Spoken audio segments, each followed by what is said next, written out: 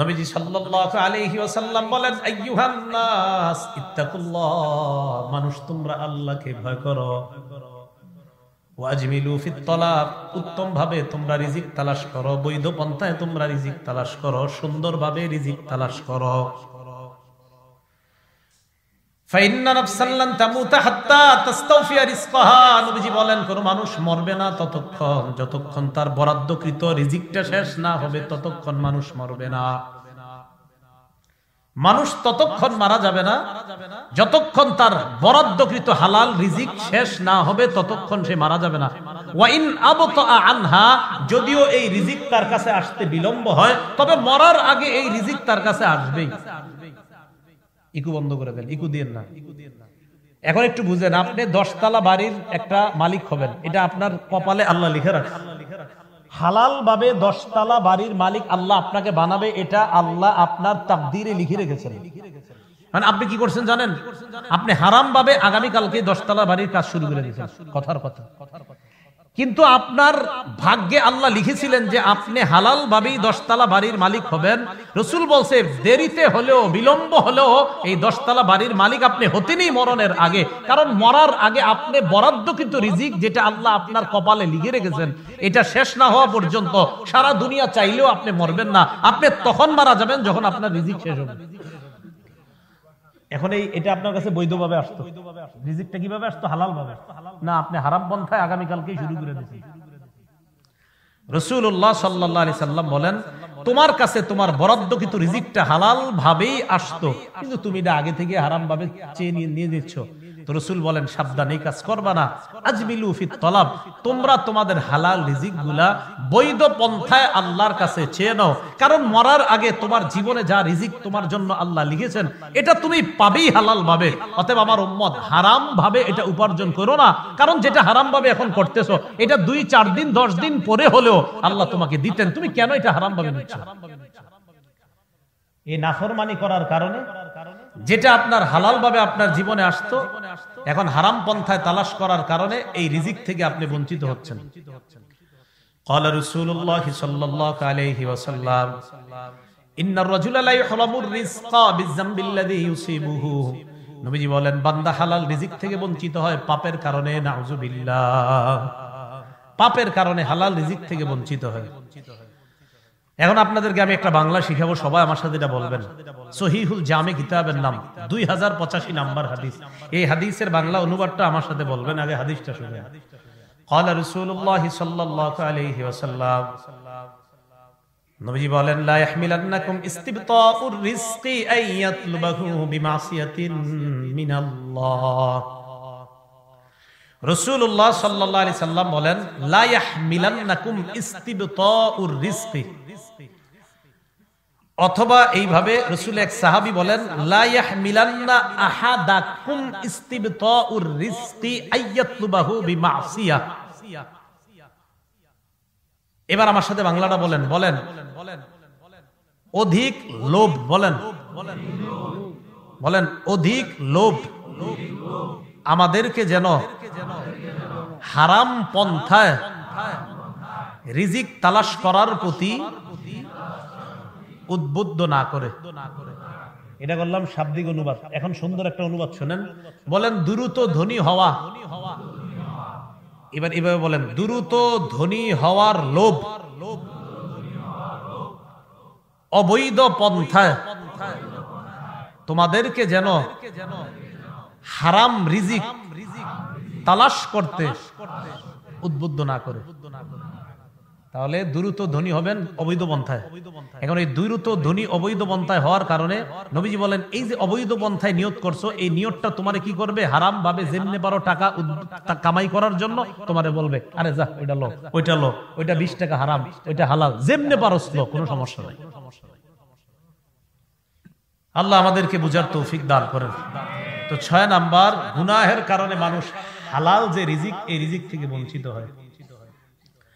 7 number, গুনাহের কারণে মানুষ ফেরেশতাদের দোয়া থেকে বঞ্চিত হয়। নাউজুবিল্লাহ। কাদের দোয়া? ফেরেশতাদের দোয়া।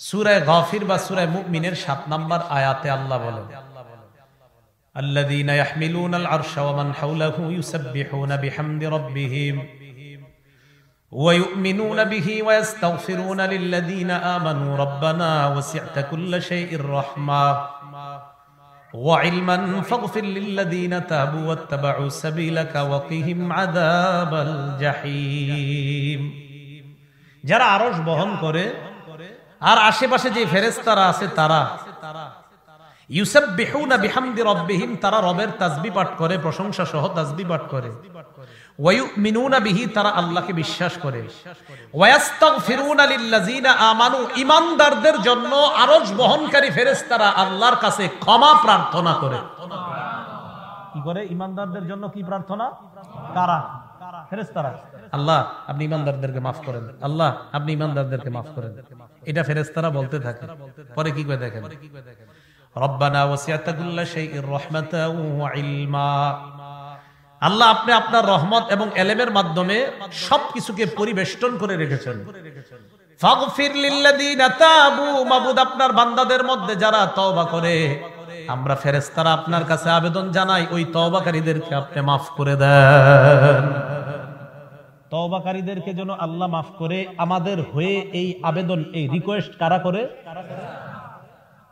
তো আল্লাহর কাছে বলে ফাগফির লিল্লাযিনা তাবু ওয়াত্তাবাউ সাবিলাক আল্লাহ যারা তওবা করে আর আপনার রাস্তা অনুসরণ করে তাদেরকে আপনি maaf করে দেন আচ্ছা maaf করলে আর কিছু লাগে ফেরেশতারা আরো পায় ওয়াকিহিম আযাবাল জাহিম আল্লাহ আপনি তাদেরকে জাহান্নামের উত্তাপ গরম থেকে আযাব থেকে হেফাজত করেন তো জাহান্নাম থেকে বাঁচাইলে আর কিছু লাগে না ফেরেশতারা আরো দোয়া করে রব্বানা ওয়াদখিলহুম জান্নাতি আদনিল্লাতি ওয়া'আদতাহুম আল্লাহ আপনি তাদেরকে যে জান্নাতের ওয়াদা করেছেন ওই জান্নাত তাদেরকে প্রবেশ করায় দিন তো আমরা যারা গুনাহ করি নিয়মিত গুনাহ করি খালি গুনাহ করি তওবা না করি খালি গুনাহ করি ফেরেশতাদের দোয়া থেকে আমরা বঞ্চিত হয়ে যাই কারণ ফেরেশতারা আল্লাহকে বলে আল্লাহ যারা তওবা করে আর আপনার রাস্তা অনুসরণ করে তাদেরকে আপনি maaf করে দেন তাহলে গুনাহ না তওবা বলেন গুনাহ না তওবা বেশি তওবা করে 8 নাম্বার যারা গুনাহ করে তারা আল্লাহরে ভুলে যায় এক পর্যায়ে নিজেরে ভুলে যায় এক পর্যায়ে কারে ভুলে যায় নিজের ভুলে যায় কিভাবে একদল মানুষ আছে দেখবেন 5 ওয়াক্ত নামাজ পড়ে না মানে 5 ওয়াক্ত নামাজই পড়ে না শুধু জুমার নামাজ পড়ে আছে না কোন দিন দেখবেন এরা জুমার নামাজও পড়ে না মানে এতদিন তার বুঝ ছিল যে জুমাটা পড়তে হবে এখন তার মাঝে এই অনুভূতিও নাই যে জুমাজে পড়তে হবে সূরা হাশরের 19 নম্বর আয়াতে আল্লাহ বলেন ওয়ালা তাকুনু কাল্লাযিনা নাসুল্লাহা ফাআনসাহুম আনফুসাহুম তোমরা তাদের মতো হয়ো না যারা আল্লাহকে ভুলে যায় এক পর্যায়ে আল্লাহ তাদেরকে আত্মবিস্মৃতি করে দেয় মানে আল্লাহ তাদের নিজেদেরকে ভুলিয়ে দেয় তওবা করা যে দরকার বান্দা এটা ভুলে যাবে তোমরা তাদের মতো হয়ো না যারা আল্লাহকে ভুলে যায় আল্লাহ বলেন মানুষ যখন আল্লাহকে ভুলে যায় এক পর্যায়ে সে নিজেরই ভুলে যায় যে আমার যে আল্লাহর কাছে তওবা করা দরকার মরণের পর যে আযাব আছে গজব আছে এই কথা মানুষ ভুলে যায় এক পর্যায়ে বান্দা যখন নিয়মিত গুনাহ করে তখন আল্লাহরে ভুলে যায় এক পর্যায়ে নিজেকেও ভুলে যায় যে আমার মরণের পর যে একটা জান্নাত জাহান্নাম আছে এটাও বান্দা ভুলে যায় এটা গুনাহ নিয়মিত করতে করতে করতে করতে বান্দার এই অবস্থা প্রথমে 5 ওয়াক্ত ছাড়ে পরে জুমা ছাড়ে পরে ঈদের নামাজও ছাড়ে পরে এর যে তওবা করা দরকার এটাও ভুলে যায় 9 নাম্বার গুনাহ করতে করতে মানুষ নিঃস্ব হয়ে যায় বলেন কি হয় নিঃস্ব কারে কয় কোন তো সহায় সম্বলহীন হয়ে যাওয়া টাকা পয়সা না থাকা এটাই তো আর এটাই তো জি জোর সবাই কোন এটাই তো আরে সাহাবারা তো এটাই বলছে তো বলতে ডরান কেন বলেন টাকা পয়সা শেষ হয়ে যাওয়া ঘর বাড়ি শেষ হয়ে যাওয়া কি বলা হয় নিঃস্ব এটা সাহাবারাও বলছেন মুসলিম শরীফের হাদিস 2581 নাম্বার হাদিস রাসূলুল্লাহ সাল্লাল্লাহু আলাইহি সাল্লাম সাহাবায়ে কেরামকে প্রশ্ন করলেন আতাদরুনা মাল মুফলিস এই তোমরা কি জানো নিঃস্ব কাকে বলে সাহাবারা জবাব দিলেন আল মুফলিসু ফিনা মান লা দিরহাম লাহু ওয়ালা মাতা ইয়া রাসূলুল্লাহ যাদের টাকা পয়সা নাই যাদের স্বর্ণ রূপা নাই তারাই নিঃস্ব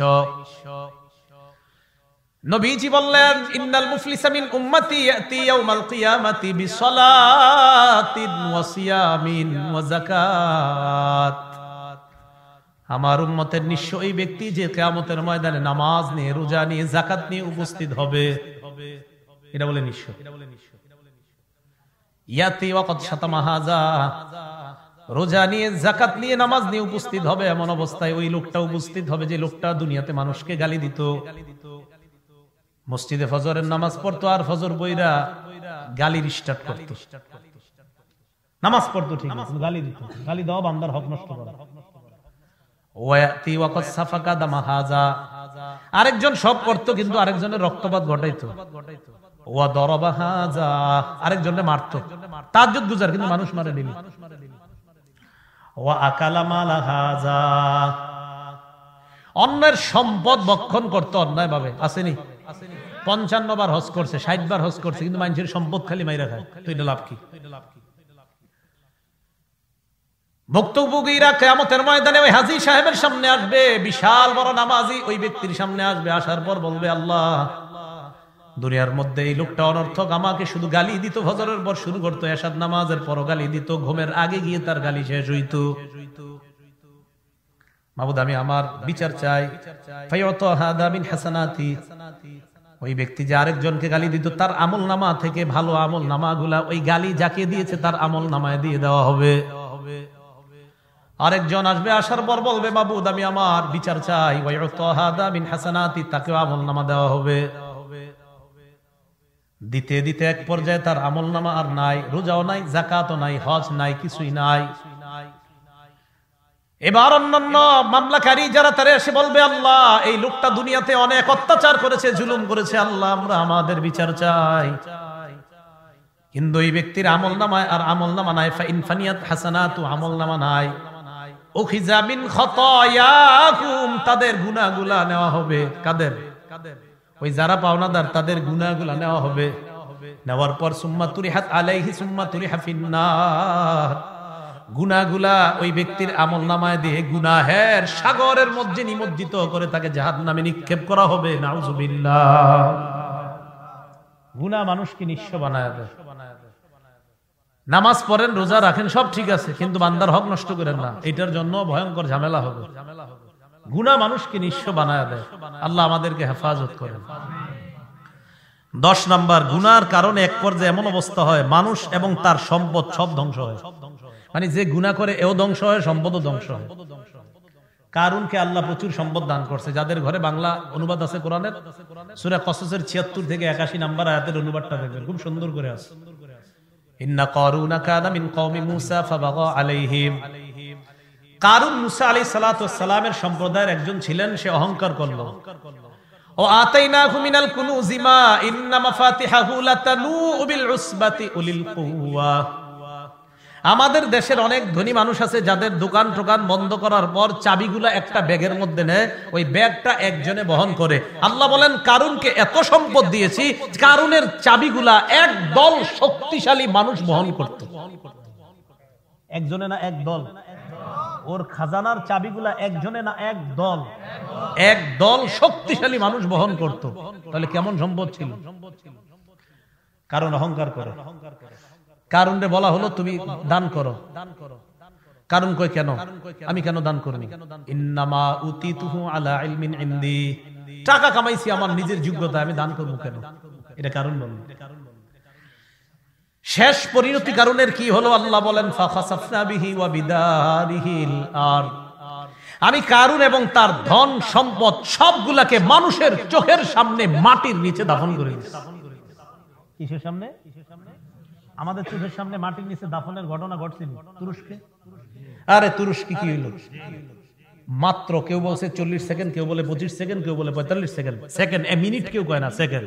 এই সেকেন্ডের মধ্যে আপনার কোটি কোটি টাকার সম্পদ সহ, মানুষ সহ, ধন সম্পদ সহ একদম মাটির নিচে আল্লাহ ধসিয়ে দিয়ে আমাদেরকে আল্লাহ শিক্ষা দিচ্ছেন, দেখো আমি কিন্তু পারি, এখনো করছি, আগে করছি, এখনো করতেছি, ভবিষ্যতেও করব, গুনাহ ছেড়ে দাও। গুনাহের 10 নাম্বার ক্ষতি, গুনাহ যে করে তাকে তার সম্পদ সহ আল্লাহ মাটির নিচে দেওয়ার ক্ষমতা একমাত্র রাখেন কে? আল্লাহ। গুনাহ থেকে আমাদেরকে হেফাজত করেন। তো গুনাহ থেকে বাঁচা দরকার নেই। কারা কারা গুনাহ থেকে বাঁচতে চাই? আল্লাহ হেফাজত করেন। গুনাহ থেকে বাঁচার কি উপায়? গুনাহ থেকে বাঁচার উপায়গুলো মনে রাখবে। বলেন 1 নাম্বার, তওবা করা। বলেন সবাই, গুনাহ থেকে বাঁচার 1 নাম্বার উপায় কি করা? সূরা তাহরীমের 8 নাম্বার আয়াতে আল্লাহ বলেন, ইয়া আইয়ুহাল্লাযীনা আমানু তুবু ইলাল্লাহি তাওবাতান নাসুহা, হে ঈমানদারগণ তোমরা আল্লাহর কাছে তওবা করো, খাঁটি তওবা, একনিষ্ঠ তওবা। আসা রাব্বুকুম আইয়ুকাফিরা আনকুম সাইয়্যাতিকুম, আশা করা যায় তোমাদের রব তোমাদের পাপসমূহকে মুছে দিবেন, ক্ষমা করে দিবেন। ওয়ায়ুদখিলাকুম জান্নাত, এবং তোমাদেরকে তিনি জান্নাতে প্রবেশ করাবেন। এগুলো 1 নম্বর দৃষ্টান্ত সূরা তাহরিমের 8 নম্বর আয়াত। 2 নম্বর দৃষ্টান্ত ইবনে মাজাহ কিতাবের নাম 4250 নম্বর হাদিস। ক্বালা রাসূলুল্লাহ সাল্লাল্লাহু আলাইহি ওয়াসাল্লাম আত-তাইবু মিনাজ যামবি কামান লা যামবালা, আল্লাহ নবী বলেন গুনাহ থেকে তওবাকারী ব্যক্তি এমন হয়ে যায় যেন তার জীবনে কোনো গুনাহই নাই। বলেন গুনাহ থেকে তওবাকারী ব্যক্তি কেমন হয়ে যায় যেন তার জীবনে কোনো, সবাই বলেন গুনাহ থেকে তওবাকারী ব্যক্তি কেমন হয়ে যায় যেন তার জীবনে কোনো গুনাহ নাই। আল্লাহ আমাদেরকে মাফ করেন। আল্লাহ আমরা তওবা করতেছি, আমাদেরকে মাফ করেন। এগুলো দ্বিতীয় দৃষ্টান্ত। তৃতীয় দৃষ্টান্তটা দেখেন ইবনে মাজার 4251 নম্বর হাদিস। ক্বালা রাসূলুল্লাহ সাল্লাল্লাহু আলাইহি ওয়াসাল্লাম, নবীজি বলেন কুল্লু বানি আদামা খাত্তাউন ওয়া খায়রুল খাত্তাইনাত তাওয়াবুন, সকল আদম সন্তান গুনাহকারী, গুনাহকারী যারা, যাদের গুনাহগার তাদের মধ্যে সবচেয়ে উত্তম হলো যারা তওবা করে। বলেন সব আদম সন্তান কি করবে? গুনাহ। এই গুনাহগারদের মধ্যে সবচেয়ে উত্তম কারা? যারা পায়ে ধরি, হাতে ধরি, তওবা করে। আজকে আপনি মারা যাবেন, কালকে এই মুহূর্তে একদিন, এটাই সত্যি কথা। আজকে একটু পরে মারা যাবেন না, কালকে একদিন। এই যে আমি আপনার আপনজন, আপনারে কবরে রেখে আসবো তো কি, আমি যতই আপনজন হোক আপনার মাটির নিচে আমি দাফন করবই। আপনি আমার যতই মহব্বত করেন, এই যে আপনারে মাটির নিচে দাফন করে আমরা চলে আসবো 2, 4, 5, 7 দিন, মনে রাখবো। এই যুগে তো এতক্ষণও না। এই যুগে দেখবেন যাদের ঘরে টেলিভিশন আছে, যে ওই ঘরেরও কেউ মারা গেলে ওই রাত্রে টেলিভিশন দেখে না, পরের দিন আর কি, এত মনে রাখার সুযোগ নেই এখন। আগে তো আগের দিনের মানুষ মোটামুটি 2-3 বছরও মনে রাখতো, এখন আর ওই সুযোগ নাই যে আপনার এতদিন মনে রাখবে। আপনার ওই বাসের তলায় নিয়ে শয়া নিয়ে চলে আসবে, বাস শেষ। 2 দিন 3 দিন 4 দিন, আপনার বিবিও 10-20 দিন পরে আর মনে রাখবে না। জীবনের বাস্তবতা তাকে আপনাকে ভুলিয়ে দিবে, কারণ তার বাঁচতে হবে, ভুলে যেতে বাধ্য হবে। 1-1.5 বছর পরে যে আপনি এই এলাকার কেউ ছিলেন, এই এলাকার মানুষও জানবে না। এদেরকেও বলবেন ও আব্দুর রহিম নামে একজন ছিল, এইরকম বলবে, কোন আব্দুর রহিম, উত্তর পাড়াটা না দক্ষিণ পাড়াটা, এটাও ভুলে যাবে। এই জন্য গুনাহগার যারা, তাদের মাঝে সবচেয়ে উত্তম যারা তওবা করে। প্রতিটা মুহূর্তে তওবা করবেন, কারণ একটু পরেই মারা যেতে পারে। আল্লাহ আমাদেরকে বুঝার তৌফিক দান করেন। ইবনে মাজাহ 4253 নম্বর হাদিসের বর্ণনা। ক্বালা রাসূলুল্লাহ সাল্লাল্লাহু আলাইহি ওয়াসাল্লাম ইন্নাল্লাহা লা ইয়াকবালু তাওবাতাল আবদি মা লাম ইউগারগির, বান্দা মরণের আগ পর্যন্ত হালাতে গরগরা, তার আত্মাটা বের হয়ে যখন এইদিকে চলে আসে, মানে হালাতে গরগরা, এই বের হয়ে যাবে এখন, এর আগ পর্যন্ত বান্দার তওবা আল্লাহ কবুল করেন। তাহলে ওই সময়ের অপেক্ষা করা না, বেশি তওবা করা। নবীজির আগেও কোনো গুনাহ নাই, পরেও কোনো গুনাহ নাই। রাসূলুল্লাহ সাল্লাল্লাহু আলাইহি সাল্লামের আগেও কোনো গুনাহ নাই, পরেও গুনাহ। এই নবী এত বেশি তওবা করতেন, সুবহানাল্লাহ। তিরমিজি শরীফের বর্ণনা, মন দিয়ে শুনেনি বর্ণনাটা। 3538 নম্বর হাদিস। বুখারীতে বর্ণনা আছে একটু ছোট, মুসলিম শরীফে অনেক বড়, আর তিরমিজি শরীফে একদম ছোট। বুখারীতে আছে মোটামুটি বড়, মুসলিমে আরো বড়, তিরমিজি শরীফে ছোট। হাদিসটা কেমন? এক মুসাফির ঘর থেকে বের হইছে, বের হওয়ার পর বাহন নিচে, বাহনের উপরে তার খানা আছে, পানি আছে, টাকা পয়সা সব আছে ওই বাহনের উপর। মনে করেন এই গাড়িটা নিয়ে বের হইছেন আপনি, গাড়ির ভিতরে আপনার খানা, টাকা পয়সা সব আছে। ঘটনাচক্রে গ্যাস পাম্পে নামছেন, নামার পরে গ্যাস যিনি নিবে, তো গ্যাস নেওয়ার সময় আপনারা কয়েকজন ইস্তেঞ্জা করতে গেছেন, আইসা দেখেন গাড়ি নেই। শুধু গাড়ি নেই না, টাকা পয়সা সব গেছে, সব গেছে। এটুকু বুঝছেন নি? আচ্ছা, নবীজি বলেন এক ব্যক্তি বাহন নিয়ে বের হয়েছে, বের হওয়ার পর ওই ব্যক্তি সফর করতে করতে এমন এক জায়গায় গেছে যেখানে গিয়ে তার একটু বিশ্রাম নেওয়ার প্রয়োজন। খুব মন দিয়ে শুনবো, এটা ঘরের মহিলা যারা তাদেরকেও শোনাবো, আপনার বন্ধু যারা চা স্টলের সামনে এদেরকেও শোনায় দিবেন। এই বর্ণনাটা বাংলায় সবাইকে শোনায় দিবেন।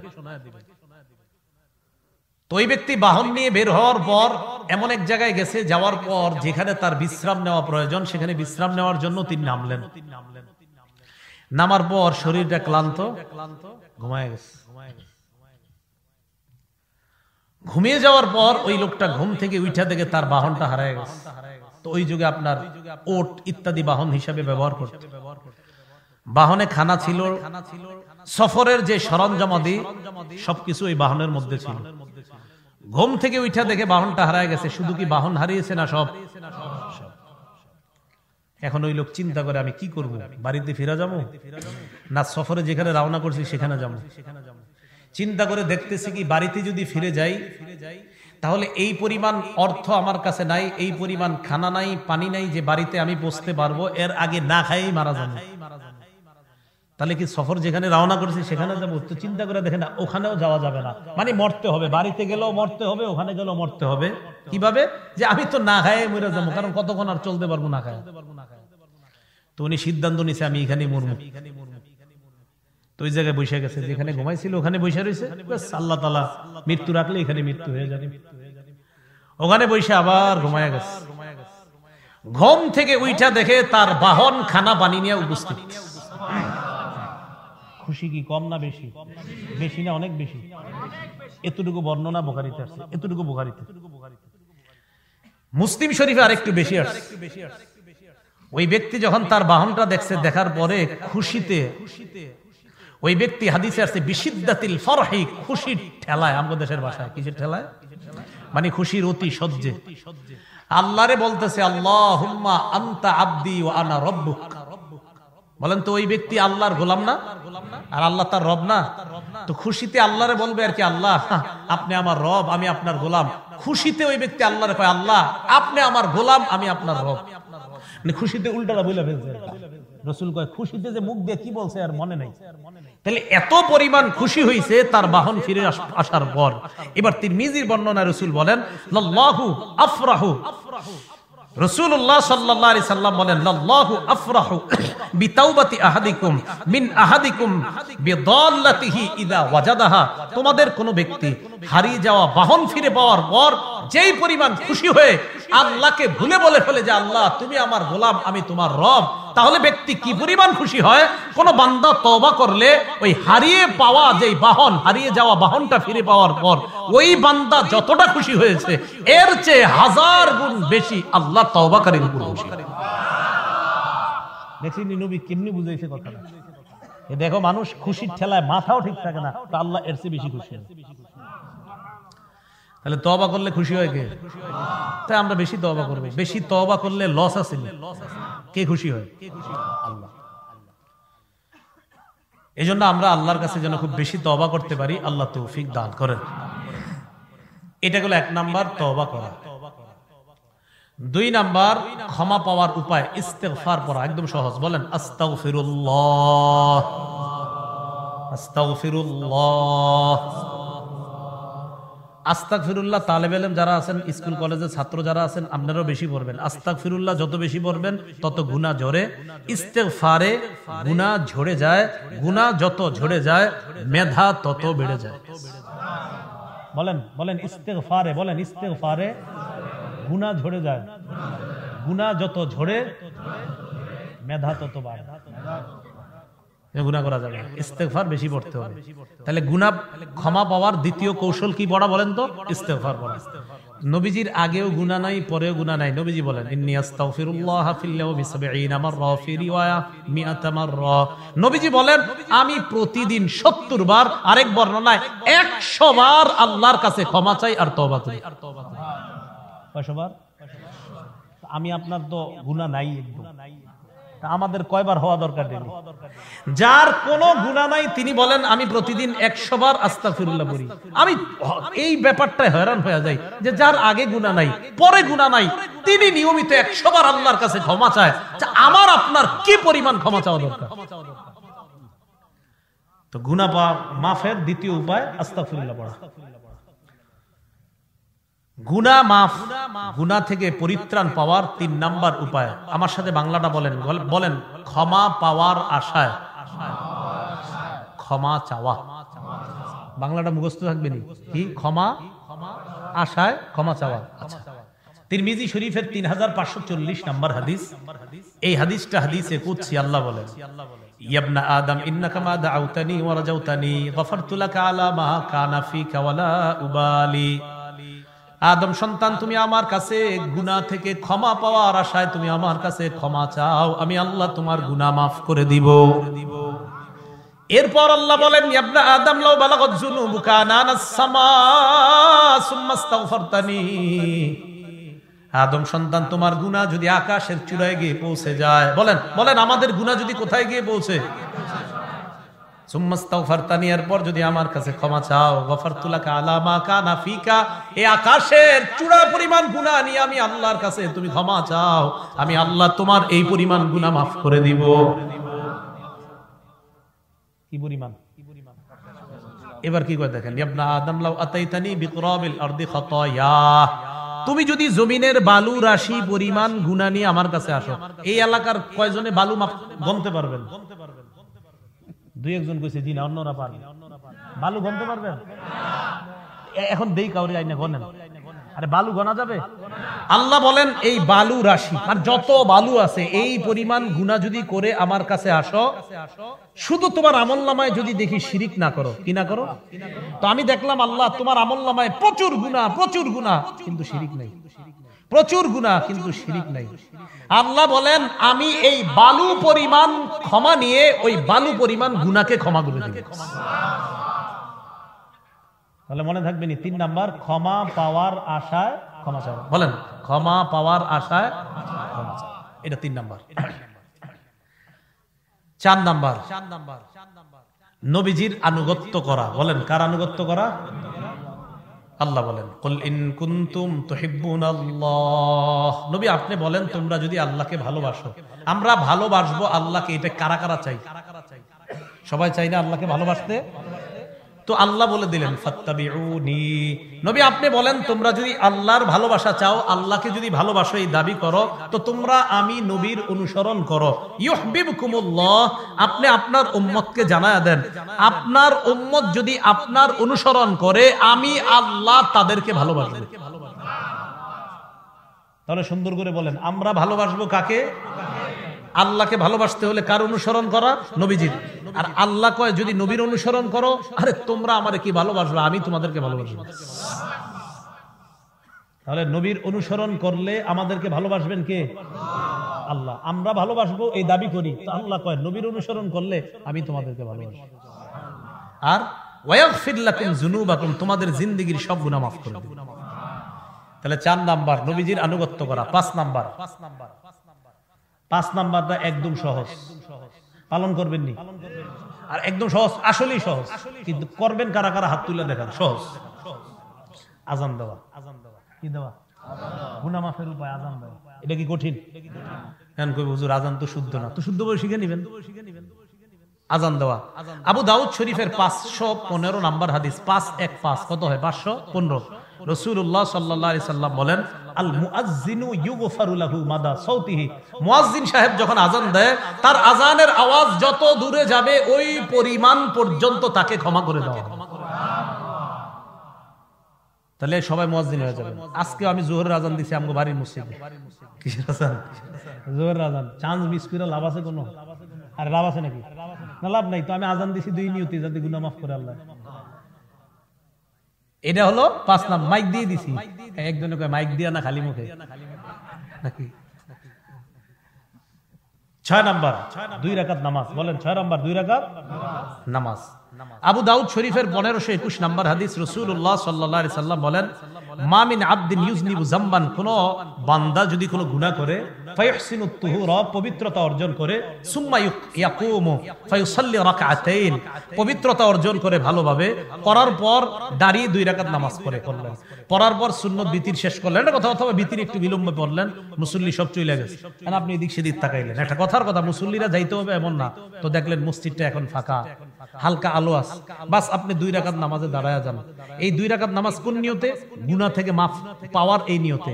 তো 2 রাকাত নামাজে দাঁড়ানোর পর নামাজ পড়লেন, পড়ার পর সুম্মা আস্তাগফিরুল্লাহ, কিছুক্ষণ আস্তাগফিরুল্লাহ আস্তাগফিরুল্লাহ, আস্তাগফিরুল্লাহ, এইভাবে ইস্তিগফার পড়া। নবী বলেন ইল্লা গফারাল্লাহু লাহ, আল্লাহ আমার উম্মতকে মাফ করে দিবেন। তো 6 নাম্বার উপায় 2 রাকাত নামাজ পড়া, খুব ভালোভাবে মেসওয়াক করবেন, পবিত্রতা অর্জন করবেন। অর্জন করার পর এটা নফল নামাজের যে কোনো সময় নফল নামাজটা আপনি পড়লেন, পড়ার পর আল্লাহর কাছে দোয়া করবেন, আল্লাহ মাফ করে দিবেন। 7 নাম্বার উপায় 5 ওয়াক্ত নামাজ পড়া। বলেন কয় ওয়াক্ত নামাজ পড়া? গুনাহ মাফের 7 নাম্বার উপায় 5 ওয়াক্ত নামাজ পড়া।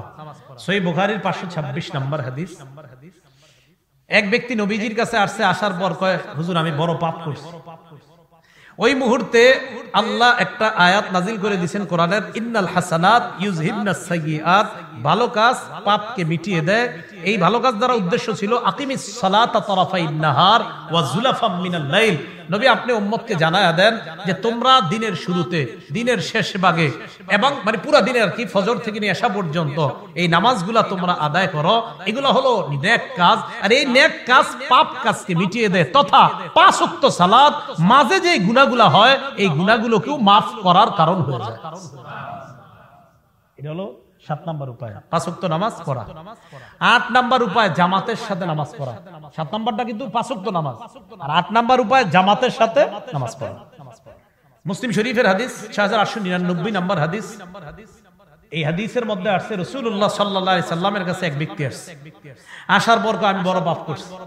রাসূলুল্লাহ সাল্লাল্লাহু আলাইহি সাল্লাম বললেন নামাজ সময় হয়েছে, নামাজে দাঁড়াও। তো নামাজ পড়ছে সবাই। তো নামাজ পড়ার পর নবীজি সাল্লাল্লাহু আলাইহি সাল্লামের কাছে ওই ব্যক্তি এসে কয় হুজুর আমি তো পাপ করছি। নবীজি কয় আহাদারতাস সালাতা মা'ানা, তুমি কি আমগো সাথে জামাতে নামাজ পড়ছো? এই যে আমরা নামাজটা বললাম জামাতে নামাজ পড়ছো? কয় জি জামাতে নামাজ পড়ছি। নবীজি কয় তুমি জামাতে নামাজ পড়ছো? কয় হ্যাঁ। কয় জামাতে নামাজ পড়ার কারণে যেই পাপটা করছো এটা মাফ হয়ে গেছে। 8 নাম্বার উপায় গুনাহ থেকে মাফের জামাতে নামাজ পড়া।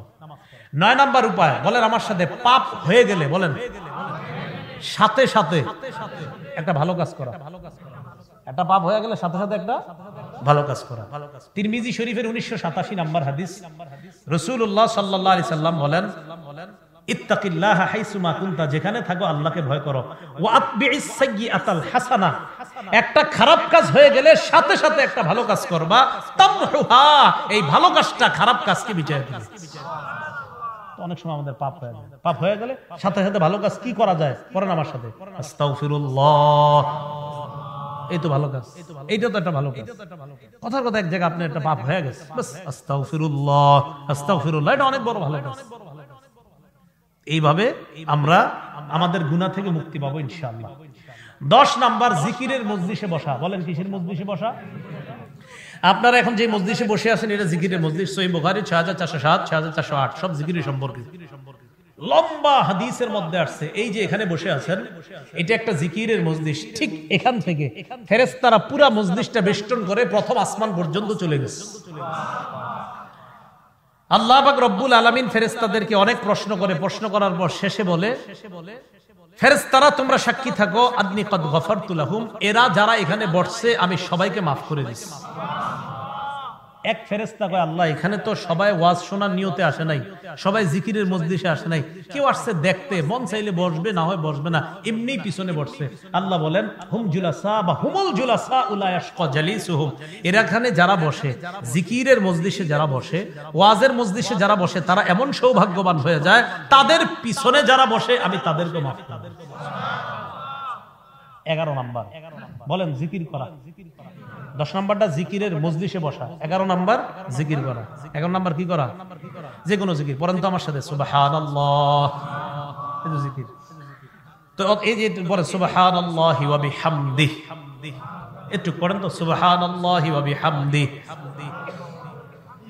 কেউ যদি 100 বার নিয়মিত শুধু এটা পড়ে সুবহানাল্লাহি ওয়া বিহামদিহি 100 বার পড়ে, হুত্তাত খাতায়া ওয়া ইন কানাত মিসলা জাবাদিল বাহরি, সমুদ্রের ফেনা পরিমাণ গুনাহ আল্লাহ মাফ করে দেন।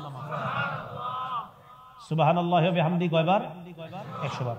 আর ওই যে তাসবিহগুলা সুবহানাল্লাহ 33 বার, সুবহানাল্লাহ 33 বার, আলহামদুলিল্লাহ 33 বার, আল্লাহু আকবার 33 বার। 34 বার বর্ণনা আছে। 33 বার পড়ার পর 99 হলো না, এই 100তম বার পড়বেন। পড়েন আমার সাথে লা ইলাহা ইল্লাল্লাহু ওয়াহদাহু লা শারীকা লাহু লাহুল মুলকু ওয়া লাহুল হামদু ওয়া হুয়া আলা কুল্লি শাইইন কাদির। আবার কিছু বর্ণনা ইউহয়ী ওয়া ইউমীতু ওয়া হুয়া আলা কুল্লি শাইইন কাদির।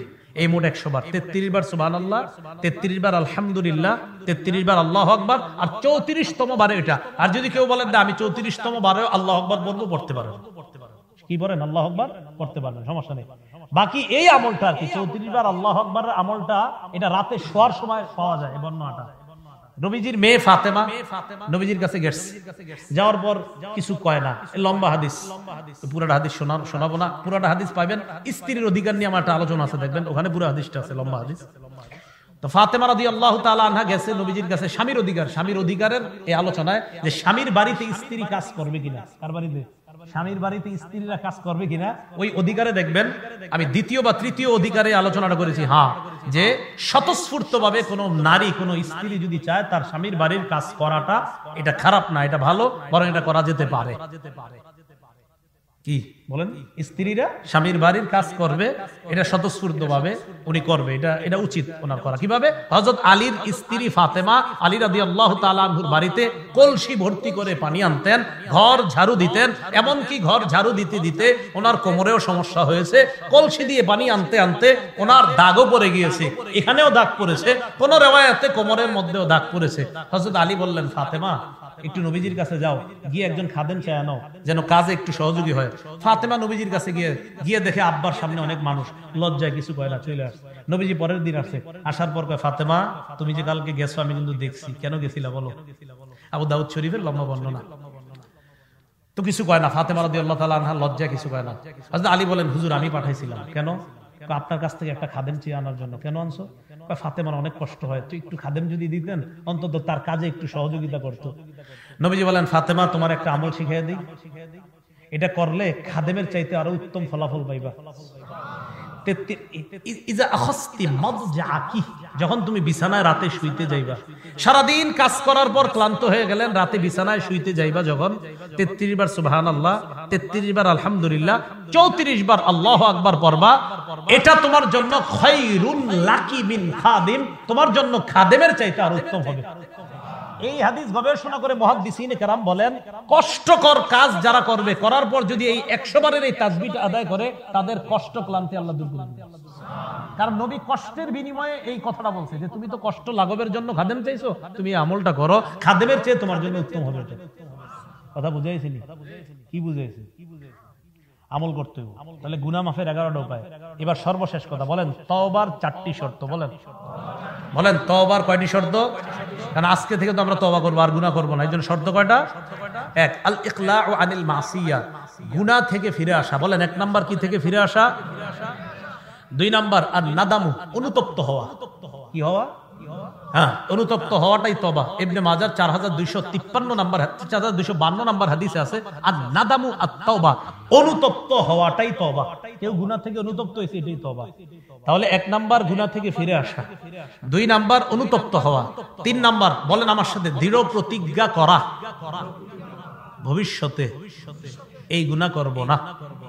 তাহলে 1 নাম্বার গুনাহ থেকে ফিরে আসা, 2 নাম্বার অনুতপ্ত হওয়া, 3 নাম্বার এই প্রতিজ্ঞা করা যে আমি ভবিষ্যতে এই গুনাহটি করব না।